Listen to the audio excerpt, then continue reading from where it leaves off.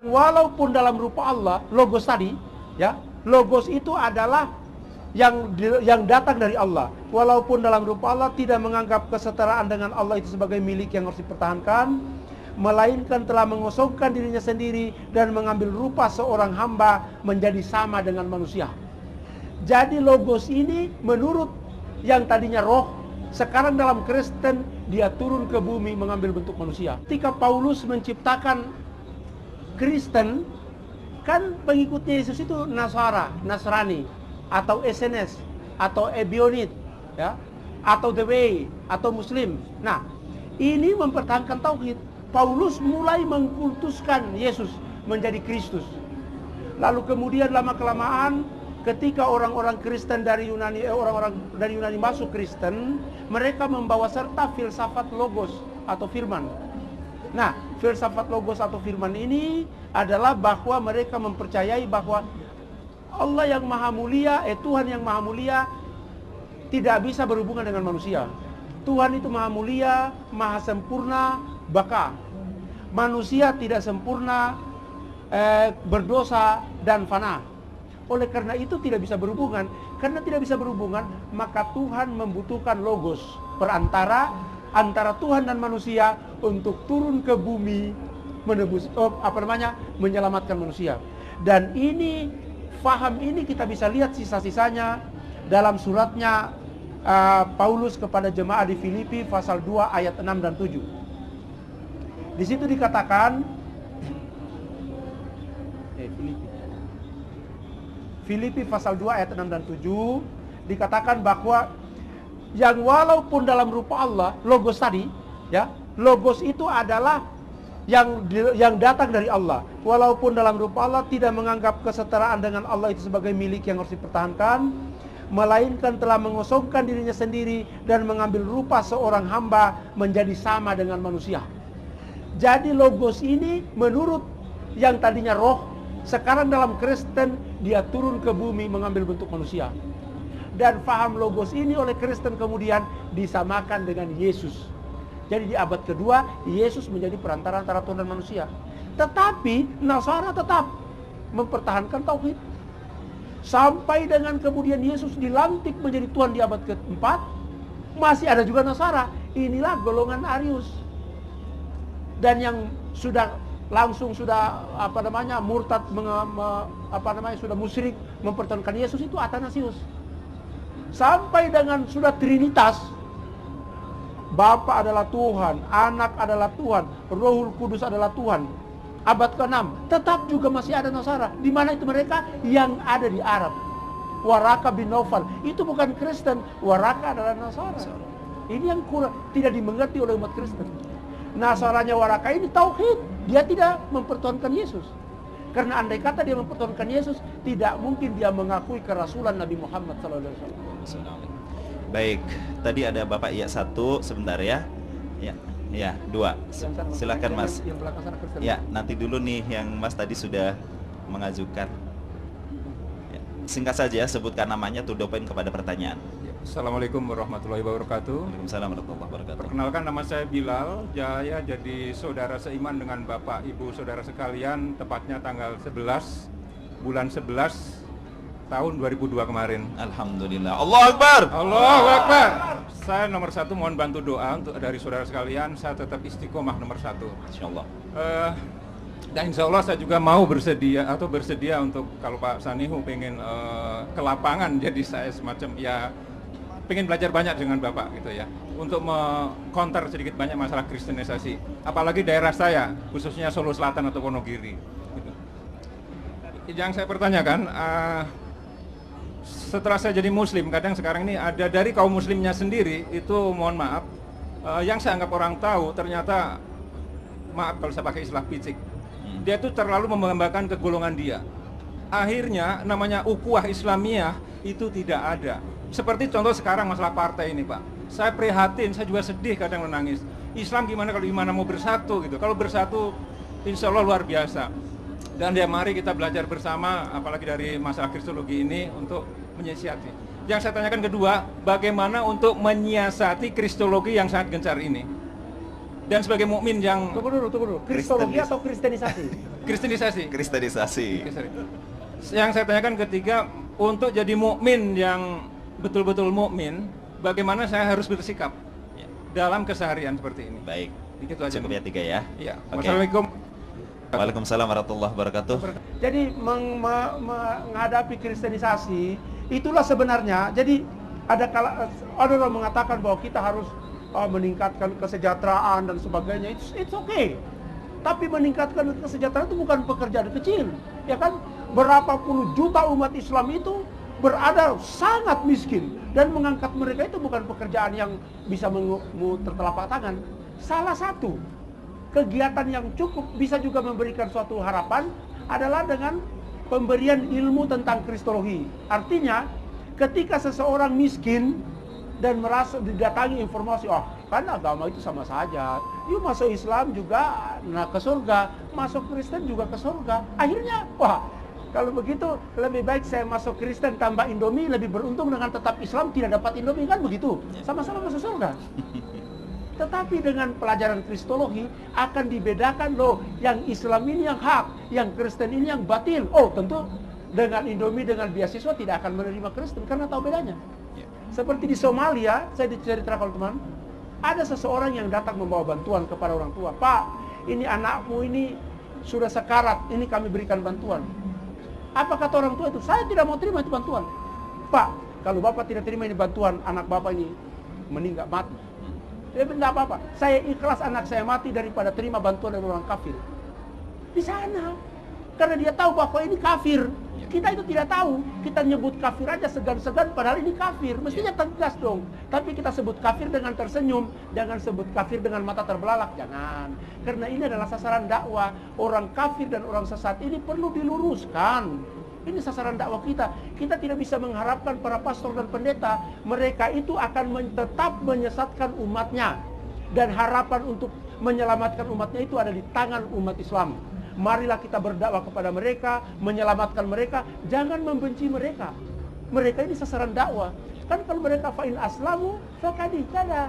Dua-dua dapat pahala. Yang berdakwah dapat pahala, yang masuk Islam dapat pahala juga. Insya Allah. Nah, ini pertanyaan terakhir dari Mas Bilal, bagaimana supaya bisa istiqomah dalam keislaman beliau nih? Nah, saya kira tentu kita, kalau kita mau menjadi sesuatu, kalau kita katakan saja mau menjadi seorang orang Golkar yang baik, kita lihat tokoh Golkar, kan idola. Kita mau menjadi anggota partai apa, misalnya partai Demokrat, lihat tokoh partai Demokrat. Kita mau jadi ikut partai Bulan Bintang, kita lihat tokoh Bulan Bintang. Mau ikut partai Keadilan Sejahtera, lihat tokohnya. Nah, kalau mau jadi Islam yang baik, kita ikut siapa? Laqad kana lakum fi Rasulillahi uswatun hasanah.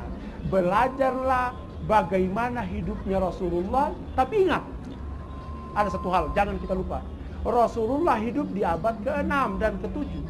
Kita hidup di abad ke-21. Jangan tradisi dan kehidupan sosial yang ada di sana kita transfer ke alam 2001. Semangatnya kita bawa, perjuangannya kita bawa, kehebatan semua kita bawa. Kita implementasikan dengan suasana 2001. Jangan ketika kita dikatakan bahwa Rasulullah memperlihatkan pakai siwak, sekarang ada sikat gigi kita mau tolak. Jangan. Setengah mati cari di mana ada siwak, sikat gigi kita pergi ke warung sudah ada. Ya. Alhamdulillah, tampaknya memang keteladanan Rasul harus diikuti gitu Pak ya. Dan itu tampaknya mengental pada partai yang disebut terakhir tadi Pak. Sekarang pertanyaan dari Mas yang terakhir, apakah betul ada satu ungkapan bahwa salib itu muslim karena vertikal horizontalnya itu hablum minallah wa hablum minannas? Islam mengajarkan kepada kita, kul hatu burhanakum in kuntum shadiqin. Kalau kamu mengatakan bahwa salib itu adalah lambang Islam, tolong perlihatkan referensinya. Ya kan? Saya mau bayar 1 juta kalau ada yang memperlihatkan kepada saya bahwa salib adalah lambang Islam. Kita kasih kesempatan ya. Assalamualaikum warahmatullahi wabarakatuh. Waalaikumsalam warahmatullahi wabarakatuh. Nama saya Aida. Saya ingin tanya ya, tadi kan Pak Ustadz bilang bahwa Kristen itu sesungguhnya ciptaan Paulus, bukan Yesus. Yang saya ingin tanyakan, sejauh mana maksudnya orang Islam itu tahu enggak bahwa orang Kristen itu tahu nggak bahwa Kristen itu ciptaan Paulus bukan Yesus? Apa mereka tahu atau pura-pura tidak tahu gitu? Ya. Baik, langsung Pak, nih pertanyaan Mbak Aida. Ya, terima kasih. Jadi mudah-mudahan baik penanya pertama atau penanya kedua itu minimal sudah sarjana barangkali. Insya Allah. Ya, kalau sudah sarjana berarti pernah menulis skripsi, ya kan? Jadi kalau saya menulis skripsi, katakan saja tentang skripsi kecil, Yesus bukan Tuhan, maka orang akan melihat di belakang skripsi saya itu daftar pustaka. Paulus pendiri agama Kristen. Dari mana kita tahu? Ya dari daftar pustaka. Dari buku-buku ini mengatakan bahwa Paulus itu adalah pendiri agama Kristen. Sementara orang Kristen sendiri sebenarnya tahu nggak atau pura-pura nggak tahu bahwa agama yang mereka yakini sekarang tuh bikinan Paulus? Jadi umat Kristen itu terbagi atas 4 segmen. Ini yang barangkali perlu dipahami. Segmen pertama adalah segmen pakar Alkitab dan sejarawan. The Bible scholar and the historian. Segmen kedua adalah pendeta, pastor, dan penginjil internasional. Segmen ketiga adalah pastor dan pendeta serta penginjil lokal. Segmen keempat adalah jemaat. Segmen pertama, para pakar Alkitab dan sejarawan ini tahu dengan pasti bahwa ajaran Kristen itu sesat. Tahu, pakar Alkitab itu tahu bahwa ajaran Kristen.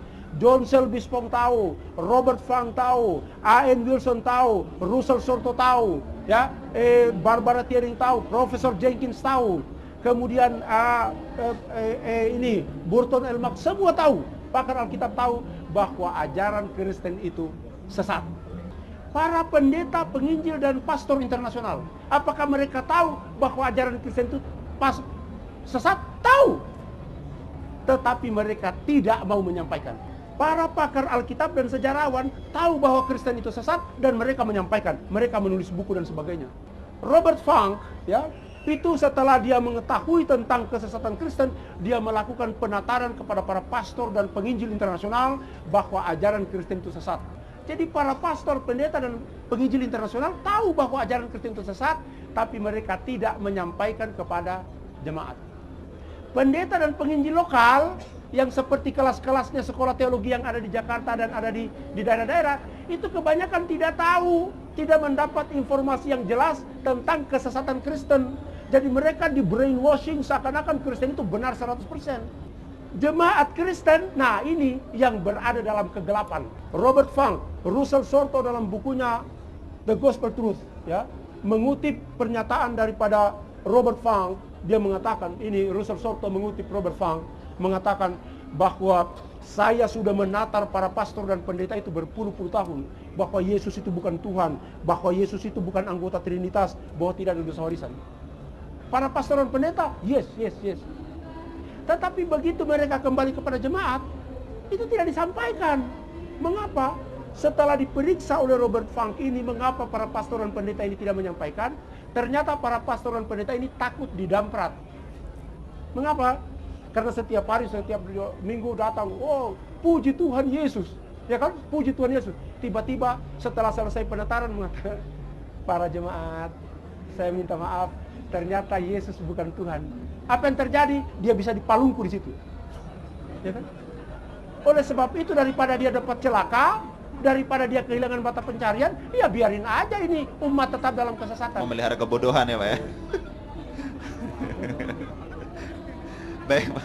Ya, jadi sekarang setelah umat Kristen tetap berada dalam kegelapan, maka tugas ini tidak bisa kita harapkan pendeta. Tugas ini pergi kepada di bahunya umat Islam. Fadzakir innama anta mudzakir, ya kan? Ya. Sampaikan itu ajaran Islam. Umat Islam pemberi peringatan.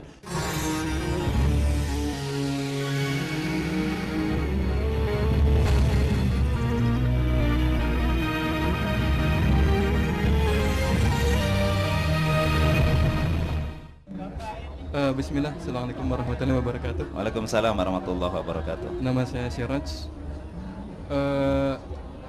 Pertanyaan saya adalah, di Kristen itu kan saya kenal namanya Trinitas. yang katanya Trinitas itu ada Tuhan Bapa, Tuhan Anak, dan Tuhan Yesus barangkali. Roh Kudus. Atau Roh Kudus. Ya maaf, bisa diterangkan nggak siapa saja mereka? Karena selama ini justru profilnya yang sering dikemukakan oleh orang-orang yang mentuhankan Isa sebagai Tuhan gitu. Ya hanya Yesus saja yang dikultuskan sebagai Tuhan. Baik. Sementara yang lain tidak. Yang kedua, kalau menurut saya sebenarnya Kristen itu tidak pantas hidup di Indonesia. Karena Pancasila sendiri kan menganut pertama itu ketuhanan yang Maha Esa. Pertanyaannya? Iya. Pertanyaannya, maaf bukan pertanyaan tapi sebuah statement gitu. Baik.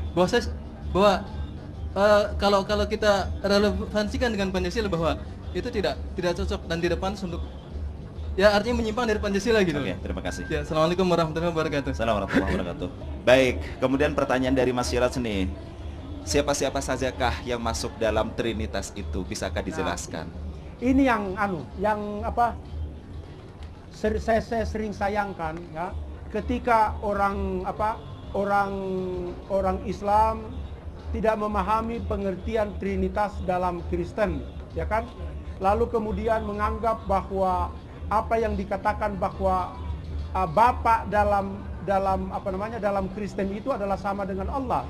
Tapi sesungguhnya Paulus tidak pernah mengatakan bahwa Allah yang disembah oleh umat Islam itu adalah Bapa yang ada di dalam Trinitas itu. Jadi the Father is God, the Son is God, the Holy Ghost is God, but not three God, but one God. Bapa adalah Tuhan, Anak adalah Tuhan, Rohul Kudus adalah Tuhan.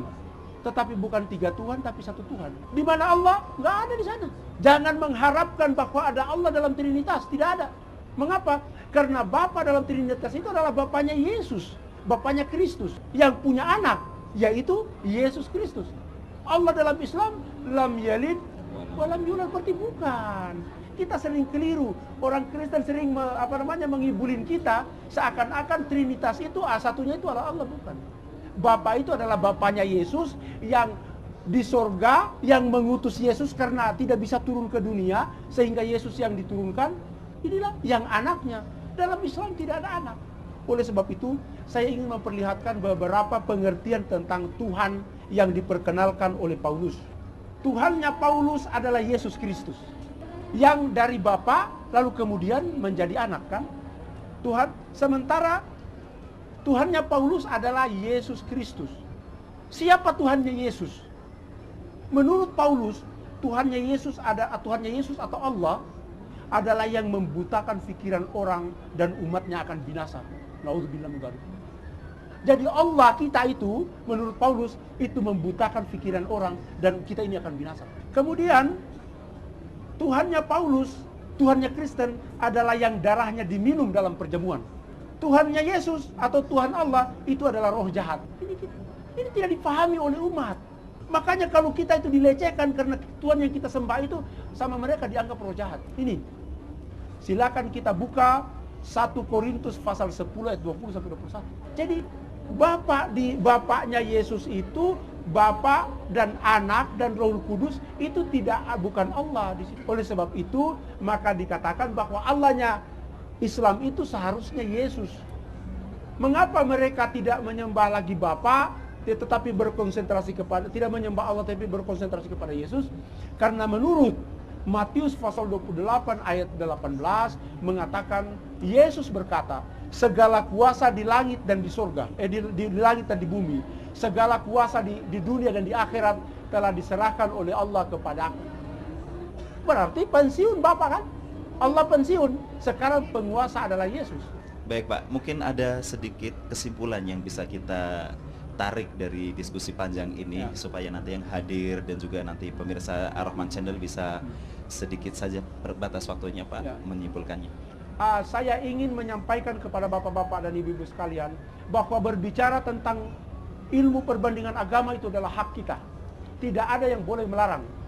Yang jelas jangan kita menghina agama lain, jangan kita membenci mengejek agama lain. Kita jelaskan ilmunya. Kalau kemudian kita menjelaskan ilmu itu ada yang tidak senang, itu risiko. Karena sampaikanlah yang benar walaupun itu pahit. Tetapi yang terjadi kepada kita, ya kan? Begitu kita berbicara tentang Kristen antara seorang Muslim dengan Muslim yang lain, ketika seorang Kristen lewat, dia ada orang Kristen. Nggak boleh. Justru Pak, sini Pak, mari kita berbicara tentang Kristen. Mari nimbrung di sini. Baik Bapak, terima kasih. Dan hadirin yang dirahmati Allah Subhanahu wa taala, waktu kita ternyata habis. Saudaraku yang dikasihi Allah Subhanahu wa taala, demikianlah tadi diskusi kita seputar kristologi, dan kesempatan ini adalah Yesus seorang muslim.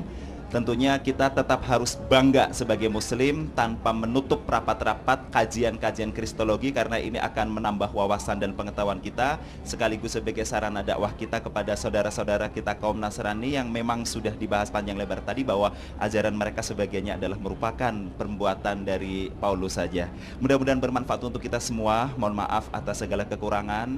Jazakumullahu khairan katsiran atas perhatiannya. Billahi taufik wal hidayah. Wassalamualaikum warahmatullahi wabarakatuh. Jesus submitted to God. He said, I only do what God sent me to do.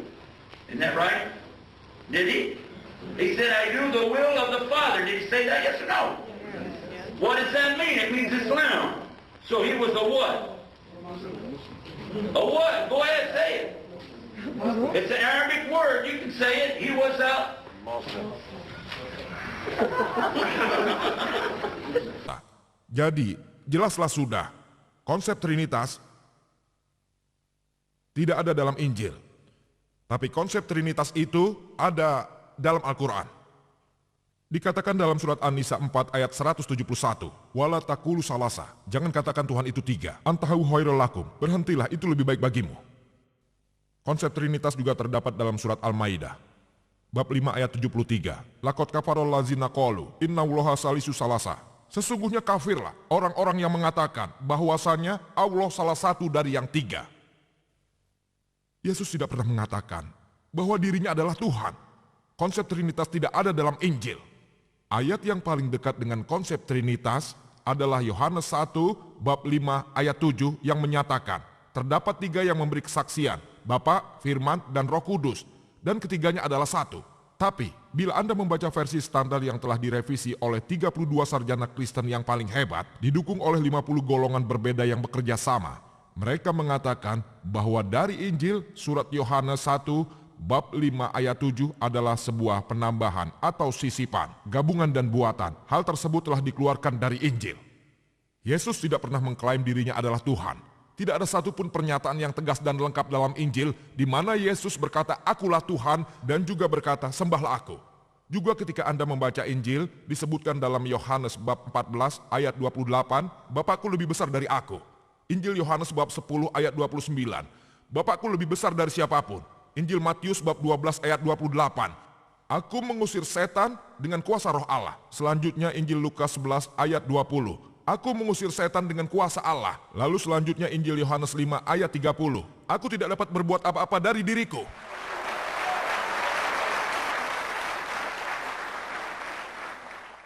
Aku menghakimi sesuai yang kudengar dan penghakimanku adil. Sebab aku tidak menuruti kehendakku sendiri, melainkan kehendak Dia.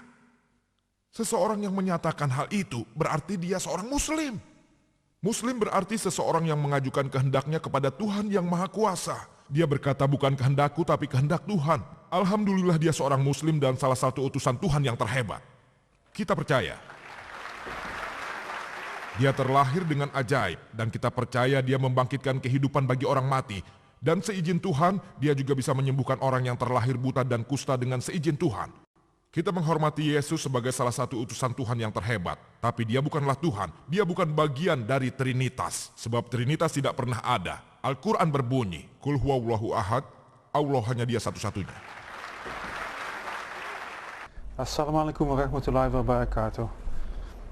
Dear brothers and sisters in Indonesia, I would very much like to visit your country once. I was never in Indonesia, although I'm a member of an Indonesian association in Holland.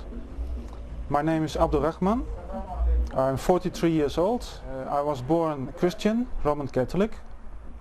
And I remember very well in the year 1986 I had a good friend, a Moroccan man. He's still my best friend, and he explained me about Islam, and very quickly I understood that Islam was also my religion. First, my name is Yunus, also the people call me Yunus. I became Muslim something like 10 years ago. Assalamualaikum. My name is Siti Inayati. I come from Belanda. 4 years ago I was Christian. Now I'm Muslima. Assalamualaikum warahmatullah. Mein Name ist Musa. Ich bin Italiener, bin seit 3 Jahren Muslim, Alhamdulillah. Wohne jetzt in Offenbach, also Frankfurt arbeite ich, bin 23 Jahre alt, bin verheiratet, Alhamdulillah. Komme ursprünglich aus Bochum, Ruhrgebiet, da oben. Ja, mein Bruder ist vor 1,5 Wochen, Alhamdulillah, auch Muslim geworden. Und ja, inshallah, solange so